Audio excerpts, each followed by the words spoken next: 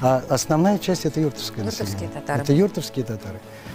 И в своей сути это население Ногайской Орды, первоначальной Ногайской Орды. Это потомки средневековых ногайцев. Әмма аларга быйыл айрым бер категория бирелде. Мәсәлән, Кавказда яши торган ногай халкы бар бит.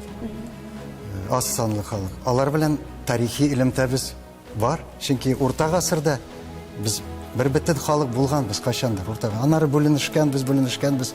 Алар андай китеп күчкәннәр. Мондагы Урта гасыр ногайлары Идел буенда, ногай бит ул Идел буенда яшәгән. Моны бу бөтен җирләр Казанга кадәр. Ул ногай урдасының җирләре. Алар бесконечный шул процесс. Караилы ногайлар, можно так сказать. Да, караилы ногайлар, мы действительно своими корнями имеем отношение к средневековым ногайцам.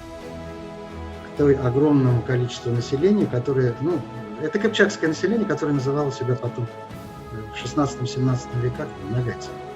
Как это получилось, это другой вопрос. И я думаю, у каждого из нас живет это.